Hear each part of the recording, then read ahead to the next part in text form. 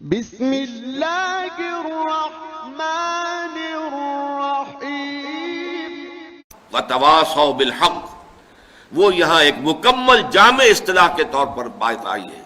یہ قرآن کی ایک مستقل اصطلاح ہے جو 10 مقامات پر اسی طریقے سے جوڑے کی شکل میں آئی ہے۔ امر بالمعروف نہی عن المنکر، نیکی کا حکم دینا، بدی سے روکنا۔ اب وہاں تواصوا بالحق، وصیت کرو حق کی،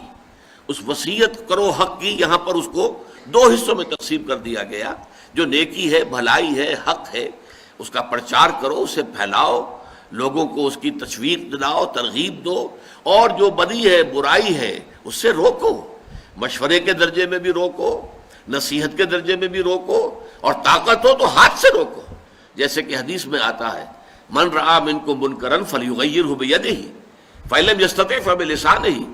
فإن لم یستطع فبقلبہ وذلک اضعف الایمان۔ تم میں سے جو شخص بھی کسی بدی کو دیکھے، اس کا فرض ہے کہ اسے طاقت کے ساتھ روکے، ہاتھ سے روکے، اور اگر اس کی طاقت نہ رکھتا ہو تو زبان سے روکے، کہے تو صحیح کہ خدا کے بندو باز آ جاؤ، اس کام سے یہ غلط ہے، یہ حرام ہے، کیوں اللہ تعالیٰ کے غضب کو دعوت دے رہے ہو۔ اور اگر اس کی بھی استطاعت نہ ہو، حالات ایسے ہو گئے ہوں کہ کلمہ حق زبان سے نکالنا بھی ناممکن ہو جائے، زبانیں بدیوں سے کھینچی جا رہی ہو صرف کلمہ حق کے کہنے سے، تو کم سے کم یہ کہ دل میں اس کا برا جاننا، صدمے کا ہونا، انسان اندر کوفت محسوس کرے، اندر ہی اندر کم سے کم وہ پیچ و تاب کھائے، یہ کیا ہو رہا ہے، کیوں ہو رہا ہے، اور اس پر اسے تعسف ہو، رنج ہو، افسوس ہو کہ میں کچھ کر نہیں پا رہا،